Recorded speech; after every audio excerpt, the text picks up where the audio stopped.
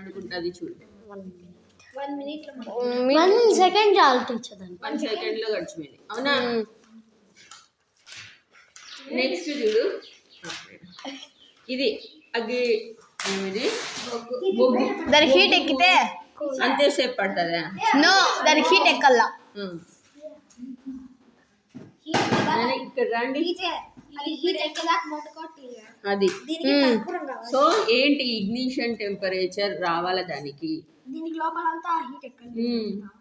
అది మండుకోవాలి అంటే దానికి కావాల్సినటువంటి టెంపరేచర్ కావాలి. బొగ్గు తీసుకునేంత వరకు మండదు, అందుకే తడి కట్టెలందు మండవు.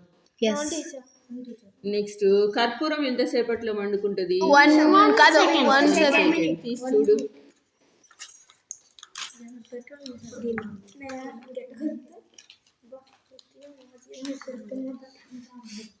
మండుకునిందా? నో, పొగొస్తుంది. హీట్ ఎక్కిందా? ఏమన్నా హీట్ అయింది అంతే. ఇంకా కొద్దిసేపట్లో అంటుకుంటది. మా ఇక్కడ దింది చూడు, దీంతో దొరక పెట్టు. దాంతోనే టీచర్ వాళ్ళు ట్రై చేస్తారు.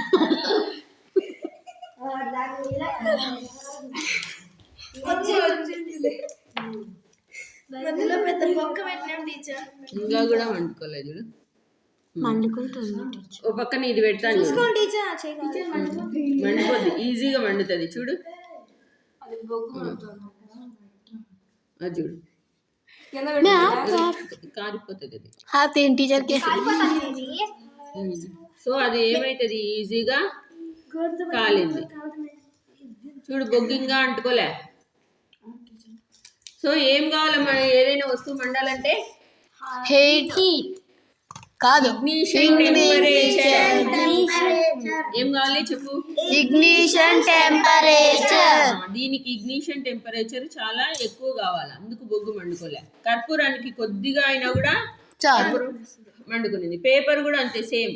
పేపర్ కూడా కొంచెమే పెట్టినా కూడా వెంటనే చూడు ఇట్లా పెట్టినాము అనుకునేది. సో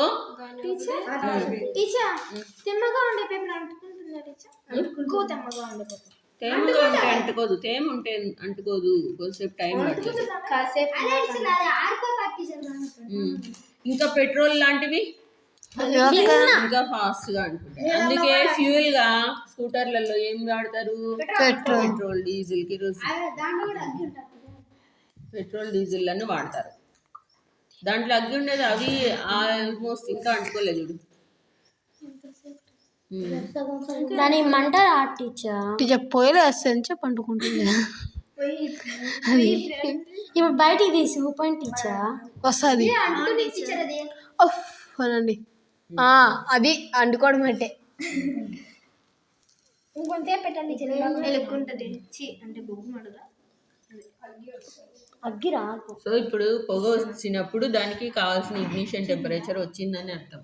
ఇంకోటి మంటలో